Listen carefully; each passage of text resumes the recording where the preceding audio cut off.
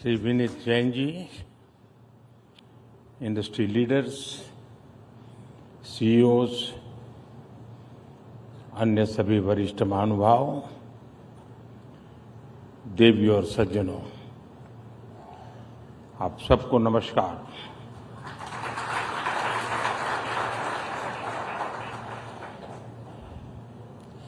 Last time जब मैं ET summit में आया था तो चुनाव होने ही वाले थे और उस समय मैंने आपके बीच पूरी विनम्रता से कहा था कि हमारे तीसरे टर्म में भारत एक नई स्पीड से काम करेगा।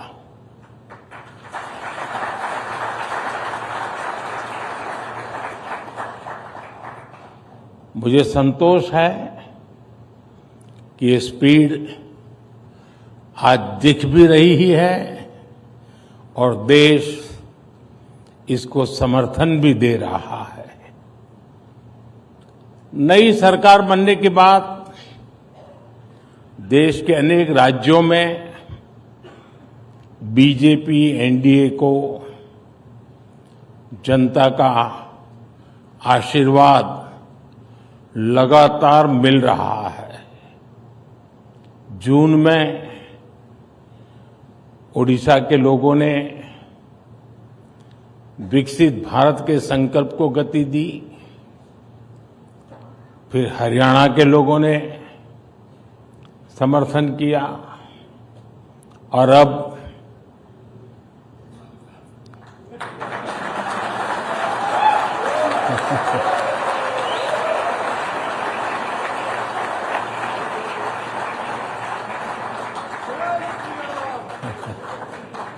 दिल्ली के लोगों ने हमें भरपूर समर्थन दिया है।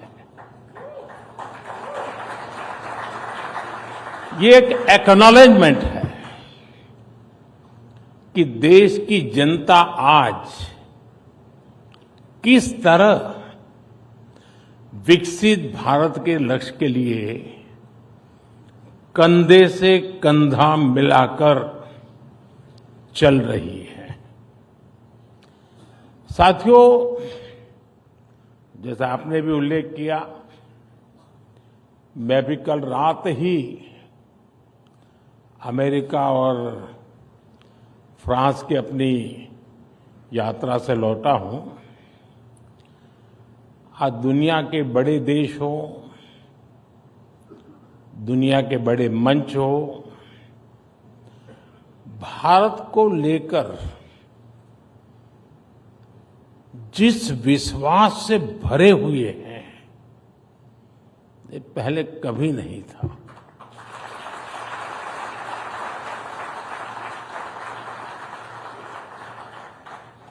ये पेरिस में एआई एक्शन समिट के दौरान हुए डिस्कशन में भी रिफ्लेक्ट हुआ है। आज भारत ग्लोबल फ्यूचर से जुड़े विमर्श के सेंटर में है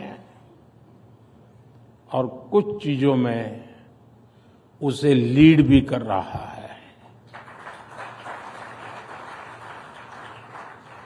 मैं कभी कभी सोचता हूं, अगर 2014 में देशवासियों ने हमें आशीर्वाद न दिए होते, अब आप भी सोचिए,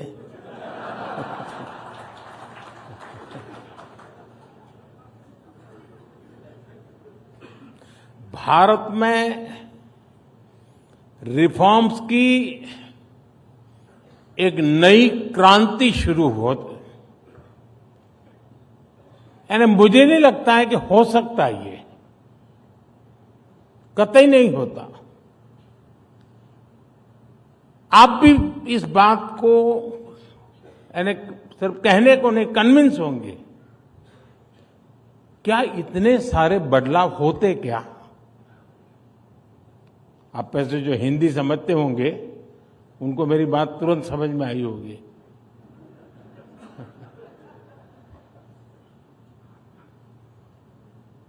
देश तो पहले भी चल रहा था। कांग्रेस स्पीड ऑफ डेवलपमेंट और कांग्रेस स्पीड ऑफ करप्शन, ये दोनों चीजें देश देख रहा था। अगर वही जारी रहता तो क्या होता।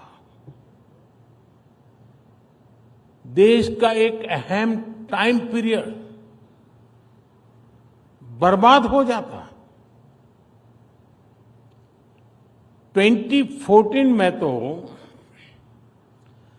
कांग्रेस सरकार ये लक्ष्य लेकर चल रही थी कि 2044, यानी 2014 में वो सोचते थे और उनका डिक्लेयर्ड टारगेट था कि 2044 तक भारत को 11th से 3rd लार्जेस्ट इकोनॉमी बनाएंगे। 2044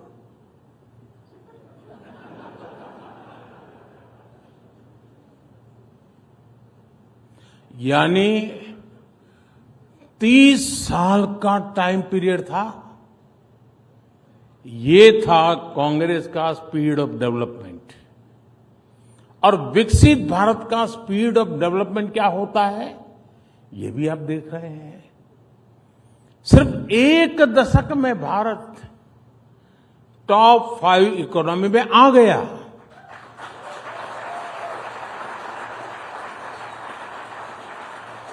और साथियों, मैं पूरी जिम्मेवारी से कह रहा हूं, अब अगले कुछ सालों में ही आप भारत को दुनिया की 3rd लार्जेस्ट इकोनॉमी बनते देखेंगे।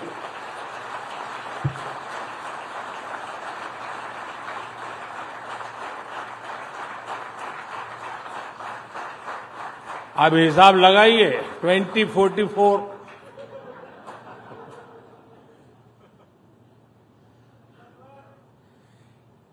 एक युवा देश को यही स्पीड चाहिए और आज इसी स्पीड से भारत चल रहा है। साथियों, पहले की सरकारें रिफॉर्म से बचती रही और ये बात भूलना नहीं चाहिए। ये ईटी वाले भुला देते हैं, नहीं मैं याद कराता हूं। जिस रिफॉर्म के गाजे बाजे हो रहे हैं ना, वो बिकॉज ऑफ कंपल्सन था, कन्विक्शन से नहीं था।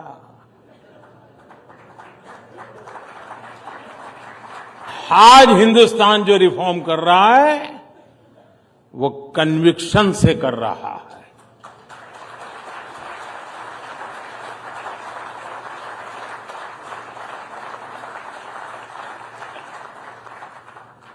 उनमें एक सोच रही, अब कौन इतनी मेहनत करे, रिफॉर्म की क्या जरूरत है। अब लोगों ने बिठाया है, मौज करो यार, 5 साल निकाल दो, चुनाव आएगा तब देखेंगे। अक्सर इस बात की चर्चा ही नहीं होती थी कि बड़े रिफॉर्म से देश में कितना कुछ बदल सकता है। आप व्यापार जगत के लोग हैं, सिर्फ हिसाब किताब आंकड़े नहीं लगाते, आप अपनी स्ट्रेटेजी को रिव्यू करते हैं, पुरानी पद्धतियों को छोड़ते हैं। एक समय में कितने ही लाभकारक रही हो उसको भी छोड़ते हैं आप। जो काल बाह्य हो जाता है उसका बोझ उठाकर कोई उद्योग चलता नहीं है जी, उसे छोड़ता ही है। आमतौर पर भारत में जहां तक सरकारों की बात है, गुलामी के बोझ में जीने की एक आदत पड़ चुकी थी। इसलिए आजादी के बाद भी अंग्रेजों के जमाने की चीजों को ढोया जाता रहा। अब हम लोग आमतौर पर बोलते भी हैं, सुनते भी हैं, और कभी कभी तो लगता है कि ये जैसे कोई बड़ा महत्वपूर्ण मंत्र है, बड़ा श्रद्धापूर्ण मंत्र है, ऐसे बोलते हैं, justice delayed is justice denied. ऐसी बातें हम लंबे समय तक सुनते रहे, लेकिन इसको ठीक कैसे किया जाए, इस पर काम नहीं हुआ। समय के साथ हम इन चीजों के इतने आदी हो गए कि बदलाव को नोटिस ही नहीं कर पाते। और हमारे यहां तो एक ऐसा इकोसिस्टम भी है, कुछ साथी यहां भी बैठे होंगे, जो अच्छी चीजों के बारे में चर्चा होने ही नहीं देते। वो उसको रोकने में ही ऊर्जा लगाए रखते हैं। जबकि लोकतंत्र में अच्छी चीजों पर भी चर्चा होना, मंथन होते रहना, ये भी लोकतंत्र की मजबूती के लिए उतना ही जरूरी है। लेकिन एक धारणा बना दी गई है कि कुछ नेगेटिव कहो, नेगेटिविटी फैलाओ, वही डेमोक्रेटिक है। अगर पॉजिटिव बातें होती हैं तो डेमोक्रेसी को कमजोर करार कर दिया जाता है। इस मानसिकता से बाहर आना बहुत जरूरी है। मैं आपको कुछ उदाहरण दूंगा। साथियों, भारत में कुछ समय पहले तक जो पीनल कोड चल रहे थे वो 1860 के बने थे, 1860 के। देश आजाद हुआ तो हमें याद नहीं आया, क्योंकि गुलामी की मानसिकता में जीने की आदत हो गई थी। इनका मकसद 1860 में जो कानून बने, मकसद क्या था? उसका मकसद था भारत में गुलामी को मजबूत करना, भारत के नागरिकों को दंड देना। जिस सिस्टम के मूल में ही दंड है, वहां न्याय कैसे मिल सकता था? इसलिए इस सिस्टम के कारण न्याय मिलने में कई साल लग जाते थे। अब देखिए, हमने परिवर्तन किया, बहुत बड़ा कड़ी मेहनत करनी पड़ी है, ऐसा नहीं हुआ है। लाखों ह्यूमन आवर्स लगे इसमें, और भारतीय न्याय संहिता को लेकर के हम आए, भारत की संसद ने उसको मान्यता दी। अब ये न्याय संहिता को लागू हुए अभी 7-8 महीने ही हुए हैं, 7 to 8 मंथ हुए अभी तो, लेकिन बदलाव साफ साफ नजर आ रहा है, अखबार में नहीं। अब लोगों में जाएंगे तो बदलाव नजर आएगा। न्याय संहिता लागू होने के बाद क्या बदलाव आया है, मैं बताता हूं। एक ट्रिपल मर्डर केस में एफआईआर से लेकर फैसला आने तक सिर्फ 14 दिन लगे। इसमें उम्र कैद की सजा हो गई।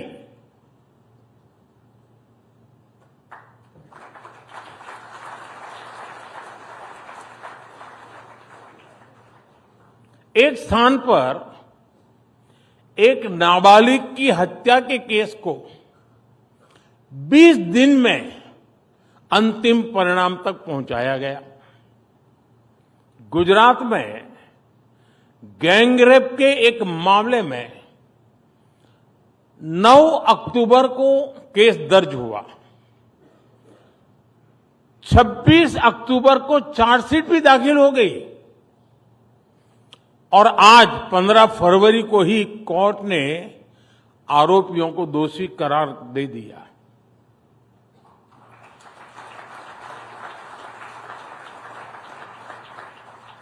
आंध्र प्रदेश में 5 महीने के एक बच्चे से अपराध के मामले में अदालत ने दोषी को 25 वर्ष की सजा सुनाई है।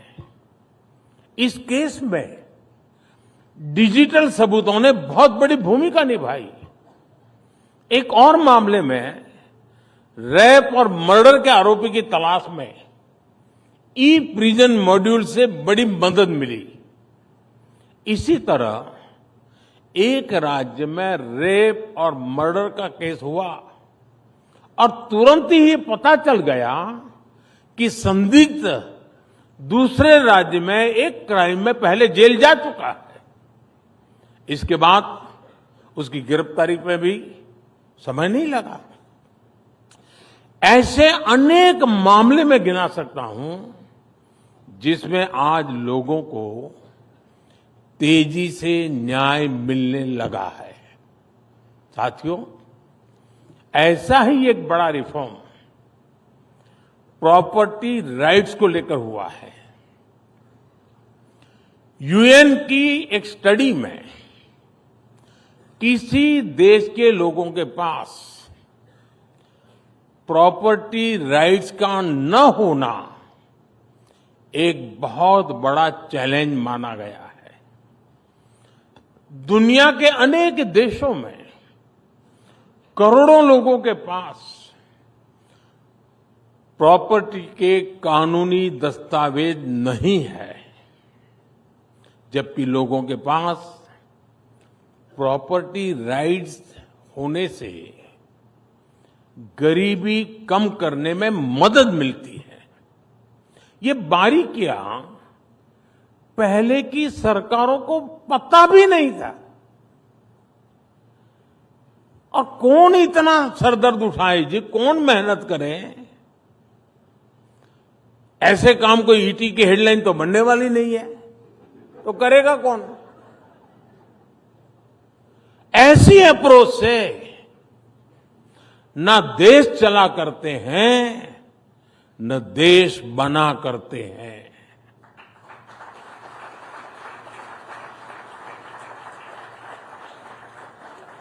और इसलिए हमने स्वामित्व योजना की शुरुआत की। स्वामित्व योजना के तहत देश के 3 लाख से ज्यादा गांवों का ड्रोन सर्वे किया गया। 2.25 करोड़ से ज्यादा लोगों को प्रॉपर्टी कार्ड दिए गए। और मैं ईटी को एक हेडलाइन आज दे रहा हूं। स्वामित्व लिखना जरा ईटी के लिए तकलीफ वाला है, लेकिन फिर भी वो तो आदत से हो जाएगा।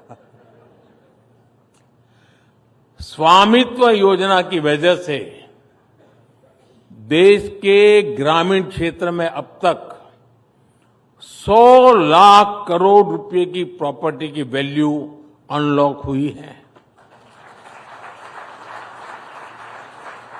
100 लाख करोड़ यानी 100 लाख करोड़ रुपयों की प्रॉपर्टी पहले भी गांव में मौजूद थी, गरीब के पास मौजूद थी, लेकिन इसका उपयोग आर्थिक विकास में नहीं हो पाता था। प्रॉपर्टी के राइट्स न होने से गांव के लोगों को बैंक से लोन नहीं मिल पाता था। अब ये दिक्कत हमेशा हमेशा के लिए दूर हो गई है। आज पूरे देश से ऐसी खबरें आती हैं कि कैसे स्वामित्व योजना के प्रॉपर्टी कार्ड से लोगों का फायदा हो रहा है। अभी कुछ दिन पहले राजस्थान की एक बहन से मेरी बातचीत हो रही। उस बहन को स्वामित्व योजना के तहत प्रॉपर्टी कार्ड मिला हुआ है। इनका परिवार 20 साल से एक छोटे से मकान में रहता था। जैसे ही प्रॉपर्टी कार्ड मिला तो उनको बैंक से करीब 8 लाख का लोन मिला। 8 लाख रुपए का लोन मिला कागज मिलने से। इस पैसे से उस बहन ने एक दुकान शुरू की। अब उससे हुई कमाई से वो परिवार अब अपने बच्चों की हायर एजुकेशन के लिए सपोर्ट कर पा रही है। एंड अब देखिए कैसे बदलाव आता है। एक और राज्य में एक गांव में एक व्यक्ति ने प्रॉपर्टी कार्ड दिखाकर बैंक से 4.5 लाख का लोन लिया। उस लोन से उसने एक गाड़ी खरीदी और ट्रांसपोर्टेशन का काम उसने शुरू कर दिया। एक और गांव में एक व्यक्ति ने प्रॉपर्टी कार्ड पर लोन लेकर अपने खेत में मॉडर्न इरिगेशन फैसिलिटी तैयार करवाई। ऐसे ही कई उदाहरण हैं जिनसे गांवों में गरीबों को कमाई के नए रास्ते बन रहे हैं। ये रिफॉर्म, परफॉर्म, ट्रांसफॉर्म की असली स्टोरीज हैं जो अखबारों और टीवी चैनल्स के हेडलाइन में नहीं आती है। साथियों, आजादी के बाद हमारे देश में अनेकों ऐसे जिले थे जहां सरकारें विकास नहीं पहुंचा पाई और ये उनके गवर्नेंस की कमी थी। बजट तो होता था, डिक्लेयर भी होता था, सेंसस के रिपोर्ट भी छपते थे, ऊपर गया कि नीचे गया। करना ये चाहिए था कि इन जिलों पर खास फोकस करते, लेकिन इन जिलों को पिछड़े जिले, बैकवर्ड डिस्ट्रिक्ट, इसका लेबल लगाकर उन जिलों को अपने हाल पर छोड़ दिया। इन जिलों को कोई हाथ लगाने को तैयार नहीं होता था। यहां सरकारी अफसर भी अगर ट्रांसफर होती थी तो ये मान लिया जाता था कि पनिशमेंट पोस्टिंग पर भेजा गया है। साथियों, इतना नेगेटिव एनवायरनमेंट, उस स्थिति को मैंने एक चुनौती के रूप में लिया और पूरे अप्रोच को ही बदल डाला। हमने ऐसे देश के करीब 100 से ज्यादा जिलों को आइडेंटिफाई किया, जिसको कभी बैकवर्ड जिला कहते थे। मैंने कहा ये एस्पिरेशनल डिस्ट्रिक्ट है, ये बैकवर्ड नहीं है। हमने यहां देश के युवा अफसरों को वहां पर ड्यूटी देना शुरू कर दिया। माइक्रो लेवल पर गवर्नेंस को सुधारने का प्रयास शुरू किया। हमने उन इंडिकेटर्स पर काम किया जिसमें ये सबसे पीछे थे। फिर मिशन मोड पर कैंप लगाकर सरकार की फ्लैगशिप योजनाओं को यहां लागू किया। आज इनमें से कई एस्पिरेशनल डिस्ट्रिक्ट्स देश के इंस्पिरेशनल डिस्ट्रिक्ट्स बन चुके हैं।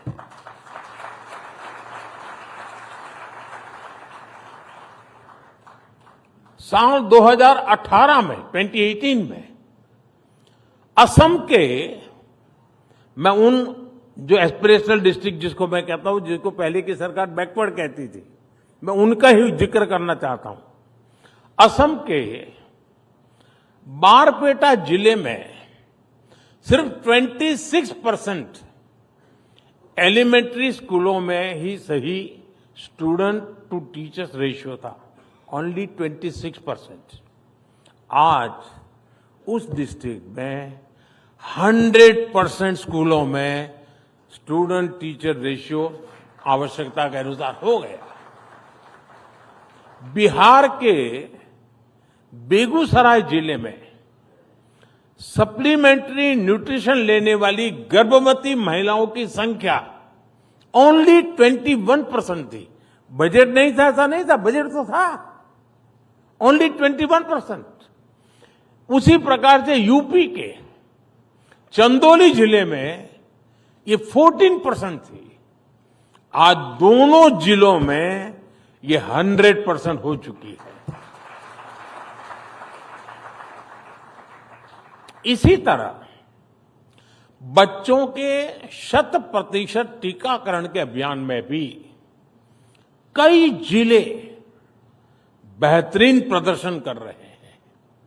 यूपी के श्रावस्ती में 49% से बढ़कर 86%, तो तमिलनाडु के रामनाथपुरम में 67% से बढ़कर 93% हम पहुंचे हैं। ऐसी ही सफलताओं को देखते हुए ही अब देश के हम फिर ये एक प्रयोग बहुत सफल रहा, ग्रास रूट लेवल पर परिवर्तन लाने का प्रयास सफल रहा। तो जैसे पहले हमने 100 करीब एस्पिरेशनल डिस्ट्रिक्ट आइडेंटिफाई किए, अब हम एक स्टेज नीचे जाकर के 500 ब्लॉक्स उनको हमने एस्पिरेशनल ब्लॉक घोषित किया है और वहां हम बिल्कुल फोकस वे में तेजी से काम कर रहे हैं। अब आप कल्पना कर सकते हैं हिंदुस्तान के 500 ब्लॉक्स, उसकी बेसिक बदलाव आएगा, मतलब देश के सारे पैरामीटर बदल जाते हैं।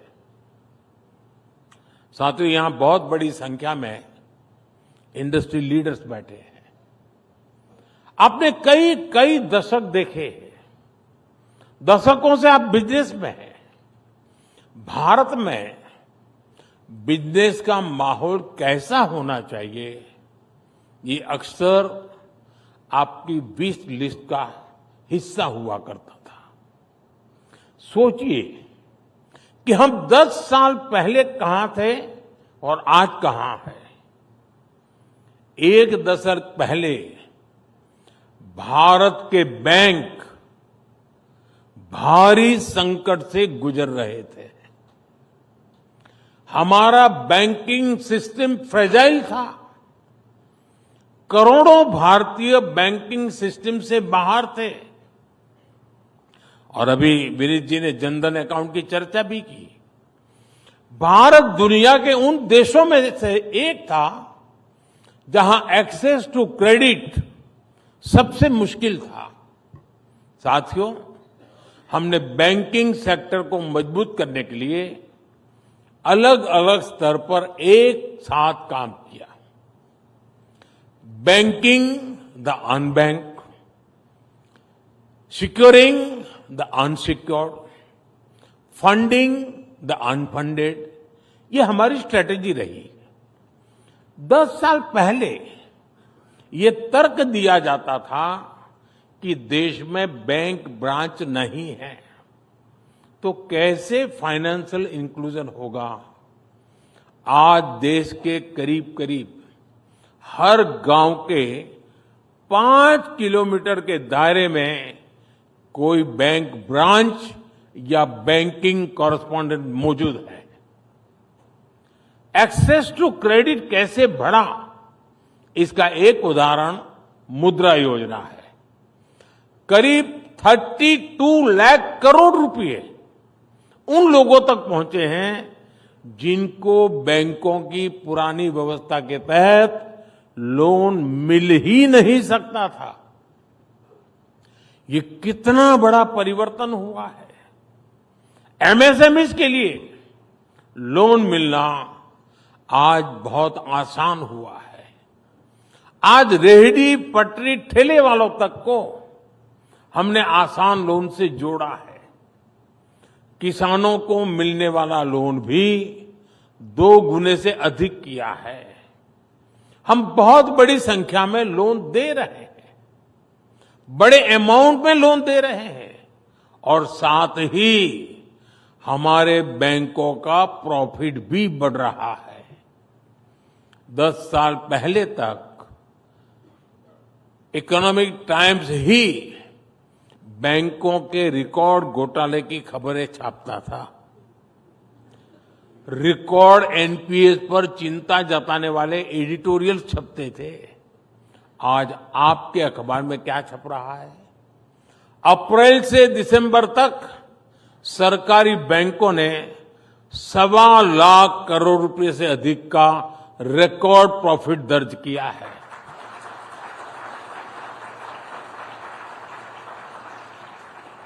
साथियों, ये सिर्फ हेडलाइंस नहीं बदली है, ये सिस्टम बदला है, जिसके मूल में हमारे बैंकिंग रिफॉर्म्स है।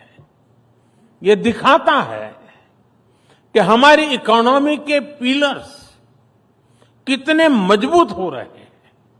साथियों, बीते दशक में हमने फियर ऑफ बिजनेस को ईज ऑफ डूइंग बिजनेस में बदला है। जीएसटी के कारण देश में जो सिंगल लार्ज मार्केट की व्यवस्था बनी है, उससे भी इंडस्ट्री को बहुत फायदा मिल रहा है। बीते दशक में इंफ्रास्ट्रक्चर में भी अभूतपूर्व विकास हुआ है। इससे देश में लॉजिस्टिक कॉस्ट घट रही है, एफिशिएंसी बढ़ रही है। हमने सैकड़ों कंप्लायंसेस खत्म किए और अब जन विश्वास 2.0 से और भी कंप्लायंसेस को कम कर रहे हैं। समाज में, और ये मेरा कन्विक्शन है, सरकार का दखल और कम हो, इसके लिए सरकार एक डीरेगुलेशन कमीशन भी बनाने जा रही है।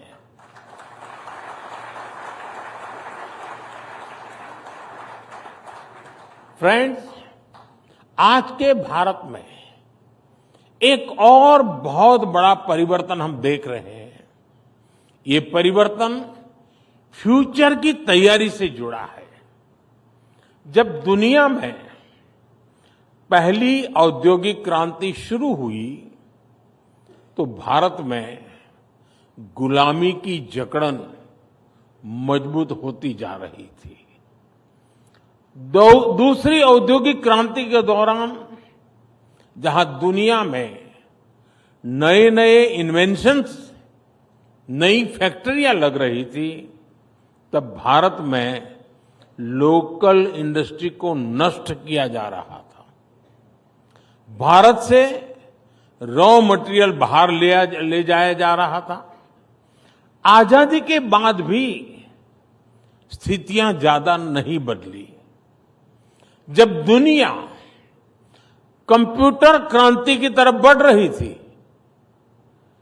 तब भारत में कंप्यूटर खरीदने के लिए भी लाइसेंस लेना पड़ता था। पहली 3 औद्योगिक क्रांतियों का उतना लाभ भले ही भारत नहीं ले पाया, लेकिन चौथी औद्योगिक क्रांति में भारत दुनिया के साथ कदम से कदम मिलाने के लिए तैयार है।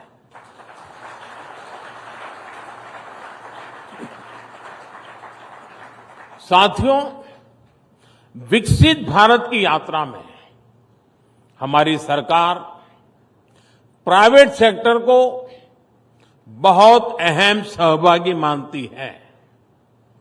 सरकार ने बहुत सारे नए सेक्टर्स को प्राइवेट सेक्टर के लिए खोल दिया है, जैसे स्पेस सेक्टर। आज बहुत सारे नौजवान, बहुत सारे स्टार्टअप्स इस स्पेस सेक्टर में बड़ा योगदान दे रहे हैं।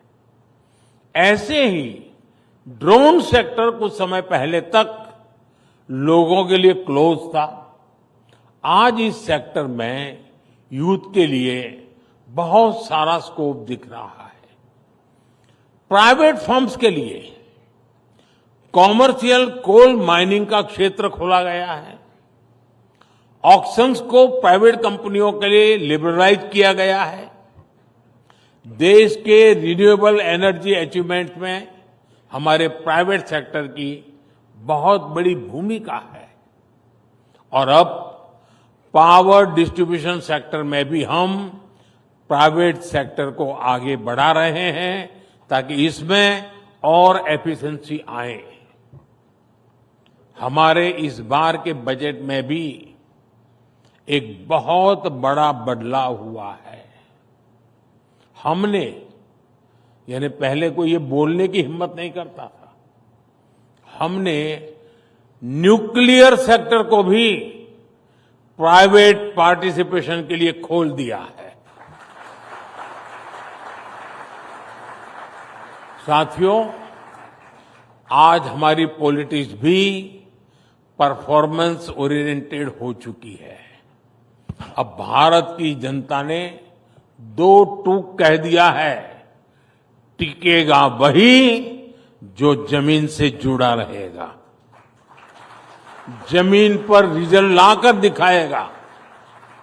सरकार को लोगों की समस्याओं के प्रति संवेदनशील होना बहुत जरूरी है, उसकी पहली आवश्यकता है। हमसे पहले जिन पर पॉलिसी मेकिंग का जिम्मा था, उनमें संवेदनशीलता शायद बहुत आखिर में नजर आती थी, इच्छा शक्ति भी बहुत आखिर में नजर आती थी।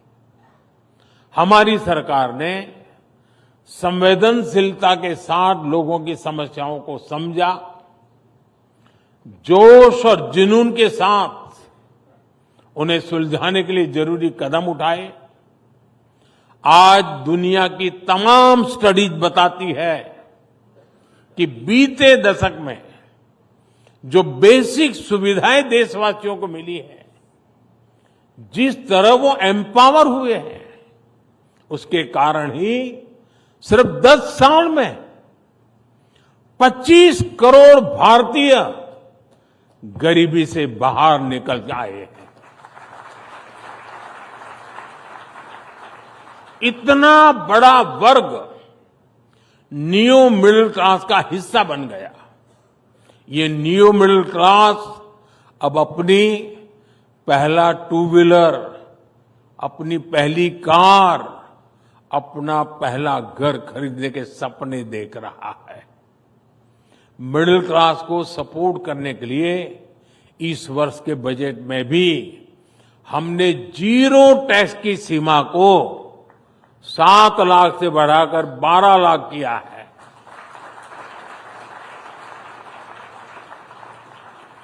इस फैसले से पूरा मिडिल क्लास मजबूत होगा, देश में इकोनॉमिक एक्टिविटी भी और बढ़ेगी। ये प्रोएक्टिव सरकार के साथ ही एक सेंसिटिव सरकार की वजह से ही संभव हो पाया। साथियों, विकसित भारत की असली नींव विश्वास है, ट्रस्ट है। हर देशवासी, हर सरकार, हर बिजनेस लीडर में ये एलिमेंट होना बहुत जरूरी है।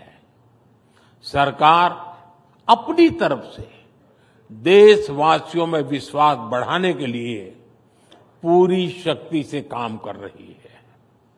हम इनोवेटर्स को भी एक ऐसे माहौल का विश्वास दे रहे हैं जिस पर वो अपने आइडियाज को इंक्यूबेट कर सकते हैं।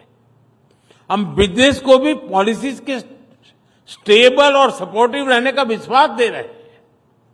मुझे उम्मीद है कि ईटी की ये समिट इस विश्वास को और मजबूती देगी। इन्हीं शब्दों के साथ मैं अपनी बात समाप्त करता हूं। एक बार फिर आप सभी को अपनी शुभकामनाएं देता हूं। बहुत बहुत धन्यवाद।